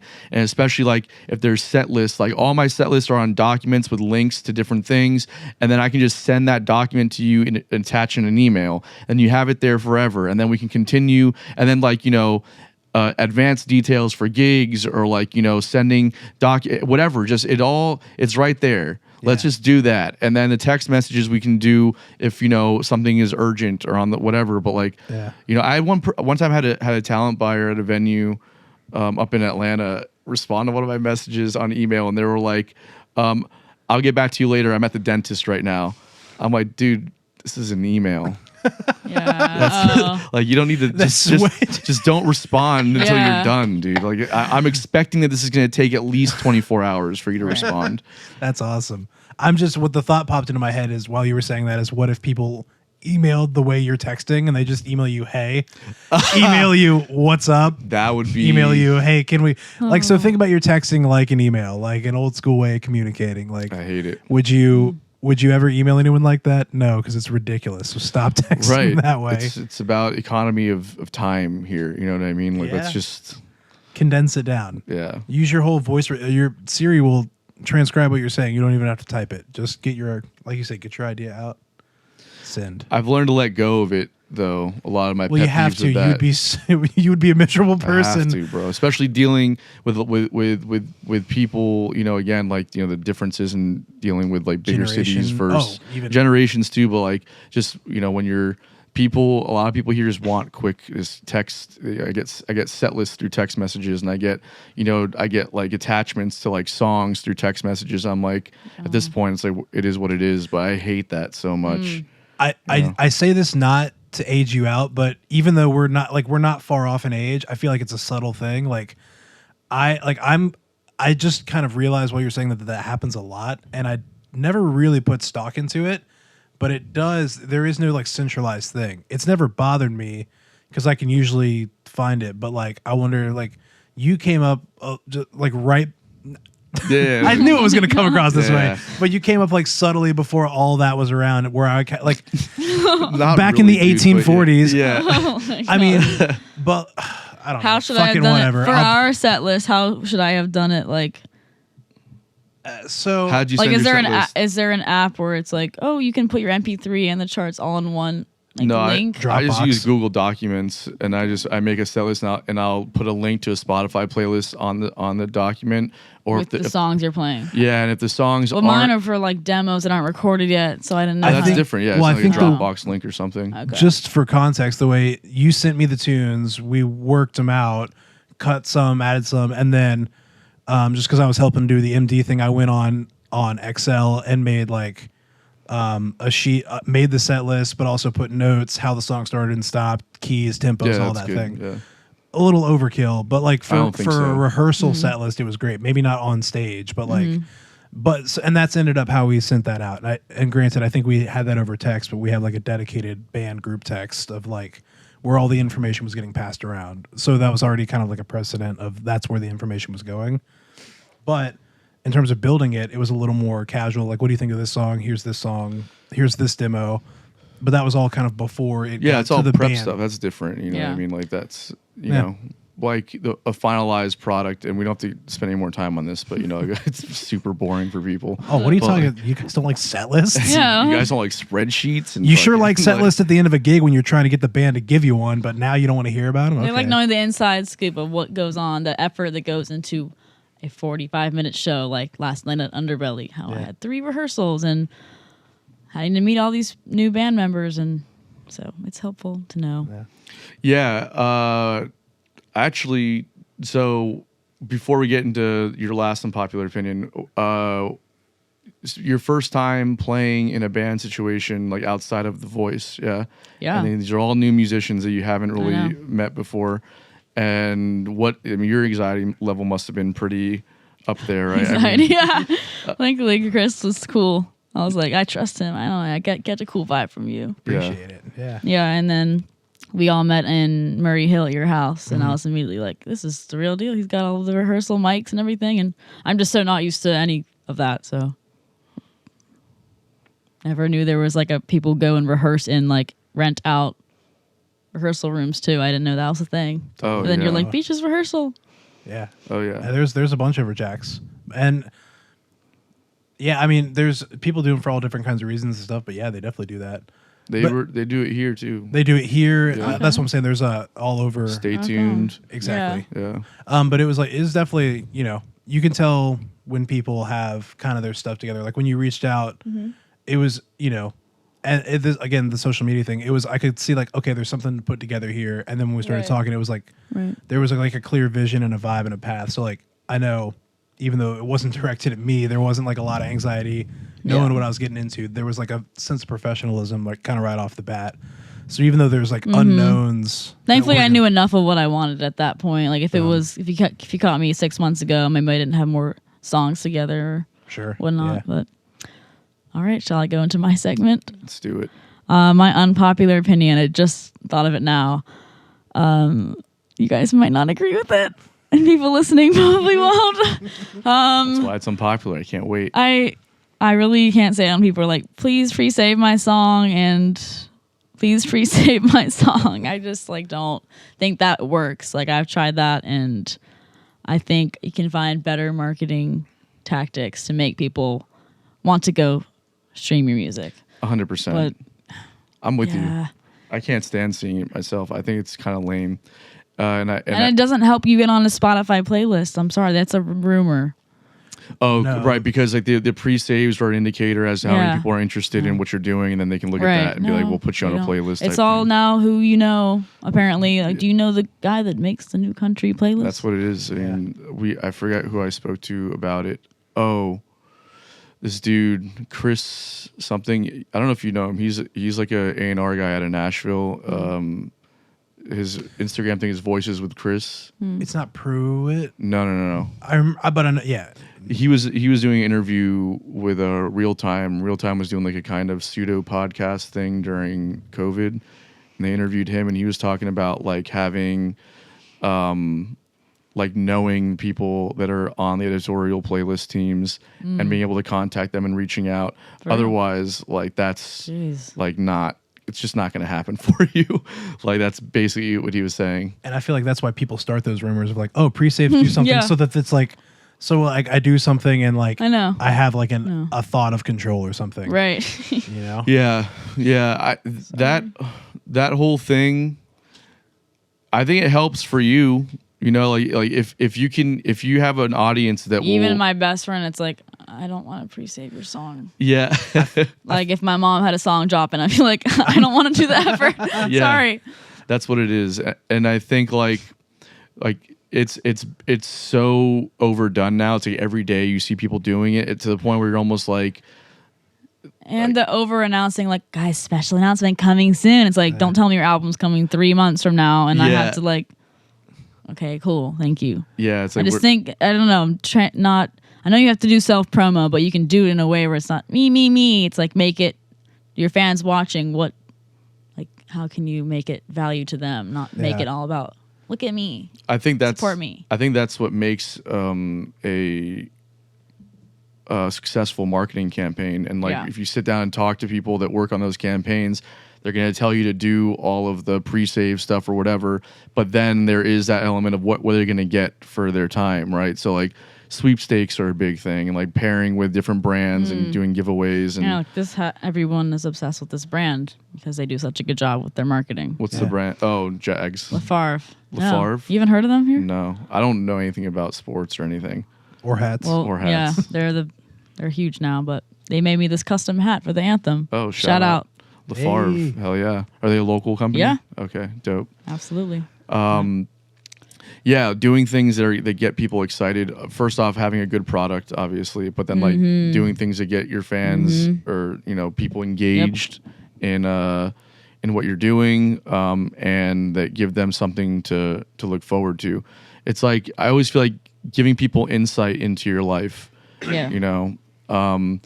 Is like the social media thing, the stories, and like the day-to-day thing, like giving them a bit of who you are as a person, because that's what they're ultimately going to buy into. New music gets released every single day. If you're not giving them something else, like a day in your life, give them something to like really latch on to, And I totally think, I feel and resonate with all that. I feel like it's one of those things you don't have to do anything, right? But I feel like it's one of those things you play the game, you have it, because I feel you. I don't pre-save stuff unless it's a friend of mine, and I think you. it's going to help them. Good for you. Because then I'll see, okay, one of my favorite guitar players dropped an album a couple weeks ago, and he just, Yeah. announced when the date was coming out, and then on that day I went and listened to the album. Right, It's just, I don't need it pre-saved in my library. No. I want to listen to it. I'll Right. go and listen to it. But it's like, if I feel like, have it out there, because there might be that group of people that just loves to do it, or they want to support or something. So like you give them that option, you give push it a time or two, it's out there, and then you go out and do exactly the same thing. It's like you find out like what's the real thing, like how, like you said, we're pushing our Alchematic single now, and it's like we have all those elements of like that I feel you have to do. Again, it's our first single. We're figuring all this out as we go. But you get all the elements out there, and then you give them the like, all right, but this is how we made it, or this is like the thought process behind certain things, or like the behind the scenes of a shoot or a recording day. And you can see like, oh, we're people, and we're also just like trying to do the thing. And so it's like, is it a useful thing, Spotify or distro people? I don't really know. I don't know the numbers on how many pre-saves actually get you listens. Am I going to put it out there? Probably, for now, until something better comes along, Yeah. I don't know. I hear you. Yeah, the promoting thing is definitely like, I mean, it sucks because like you don't want to like put yourself out there in a way that's like cringy. Right, but then it's like you also have to. You have so, to. I mean, that's kind of just. So if people make fun of you, whatever, let them. Yeah. Yeah, that's. So I won't make fun of you. We had like in my when I had Side Hustle, we released our last album, and we had I went like heavy on the promotion, and like I spent way too much money on a marketing campaign. It was so stupid, but whatever. Whatever. And to like the point where the bass player was like, "Bro, I'm tired of seeing our stuff on social media. Just stop." I'm like, "Dude, you're in the band. Like, you should be Oh wanting." my god. Like, I don't care how much you see it on there. Like, you're not buying a ticket to the show, are you? Yeah. You piece of shit. Hilarious. Yeah. Buy a ticket to your own show. Yeah. So it's just like, it was like, but you know, it's promoting is the hardest part about this whole thing, honestly, because like there's so many different angles, and then there's like marketing versus PR, and like what the differences are, and like why they're both important, and then like creating experiences like just beyond the show. Like I'm watching like what they did for the Barbie movie and what they did Right. for like, you know, Oppenheimer and this other one, this new scary one coming out. I forgot what it's called. But there's like, you know, first off, the marketing on Barbie, I mean, their budget just must have been ridiculous. I mean, I don't know. So many hundreds of millions of dollars must have gone into marketing on that. That was ridiculous. But then like there's one for this scary movie where they have like this thing set up in like Venice Beach. Like you walk up to take a picture and someone pops out of the thing, right? And it's just like, it's just an experience, an immersive experience that you can give people to get excited about something. So taking things like that and figuring out, well, okay, we don't have $1 million budget to market, right? But like, what can we do that gets people involved and excited and furthermore, just aware about what's happening, you know? It's hard. Are there things that you've done to like? I made some posters. Yeah. And then I realized, I mean, some people are like, I saw your poster, cool. And then you walk by the next day, the place of business took it down. I'm like, bro, really? Oh, yeah, No, that's but gotta it's- suck. Yeah. I mean, I was flying around 2 days straight, just putting up posters. It was mainly fun, but you just don't know which avenue of marketing is going to hit or not. And knowing, okay, is it worth it to do this? Or do I do Facebook ads or whatever? And like PR stuff, people think you just automatically get mentioned in radio and da-da-da. But it's like I had to email them, hey, 99.1, I'm singing the anthem. They're like, cool, we'll call you at the morning of and let our listeners know. And like the Florida Times Union guy, we found his email. He said, hey, just letting you know. And then he's like, cool, we'll do a story. So people don't know. You have to outreach and make things happen. Yeah, totally. Even if like it's good, people just don't know about it. So you have to be proactive. And That's the whole thing.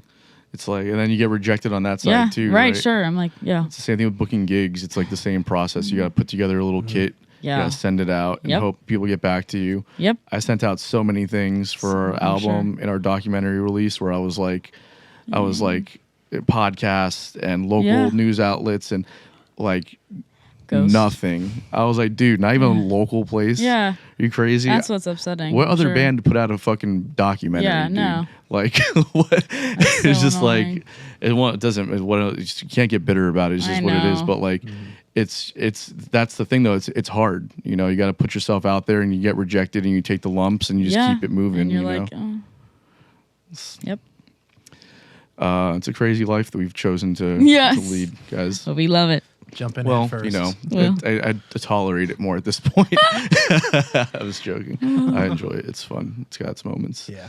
Um, Like at the Publix checkout line. yeah. Exactly. Yeah, you steal the I love Alchematic your, CD. Exactly. Pirate our stuff in person at Publix and and Target and all that stuff. Bottom of the bill. I didn't know what a bill was until this year. Literally. for real? Like, co-bills. Like, what does that mean? Yeah, But- yeah, because you did mostly like bar gigs around No, town. just like Instagram videos. Oh, so you weren't even like really gigging a whole No. lot, just mostly social Never. media. Yep. Wow. So when was your first gig? First, oh gosh. I did like a charity event after The Voice in Jacksonville Beach. So that was like At, A year or two? right across the street from Casa Marina. okay. But you did the voice before ever doing a gig. Yep. Wow. That's fucking wild, dude. I know. Holy shit. I I know. can't even imagine. Yeah, I can't either. What a way to get into this I mean, world. Yep. What a. That's what a awesome way. though. I watch those artists go up there and I get anxiety. I've played, I mean, thousands of gigs by this point, and I can't Jeez. even like fathom being under that pressure. Like for your first time, like performing in front of people. That's Yeah. Well, it was weirdly enough easier than the anthem. Why? What do you think that is? I know it's like way more pressure because you're like, well, the anthem is such a special song, and it's like the delay in your ears, and It's also you're by yourself, right? You're, by yourself, you know, and you're in your home state, your hometown, and everyone is in real time watching you. right. The voice studio was smaller. Even though there was lots of people watching that as well. But, Yeah, but well, the voice you had 30 days to practice, and it's a 90-second song. Well, the anthem was also 90 seconds, but I just had so much time to prepare for that, and they treat you so well on the reality show type deal. Yeah. The anthem was just like, the whole experience was Yeah. just nerve wracking. Yeah. Get there, do all this shit. this is a way harder song too than Knocking on Heaven's Door. Yeah. True. Yeah. And I'm sure there's an element of like the voice is like you're there to sing, like that's what it's Right. for. Versus like the Jags game, people want to watch football, and there's this part of it Yeah. that everyone there like loves and so the pressure's on, but that's not even what they're there for. Like, Right. you still have to kill it, or Right. everyone will have an Yeah, that's a opinion. good point. You know, just two different minds. I could definitely see, and it is a way harder song. Yeah. Yeah. But from what I saw, it crushed nonetheless. So Hopefully. yeah. For sure. You did.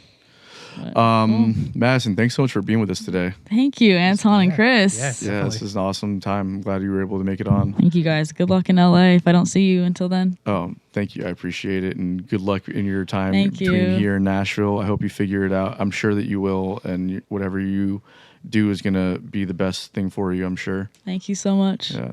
Goodbye. Peace out, guys. Sweet.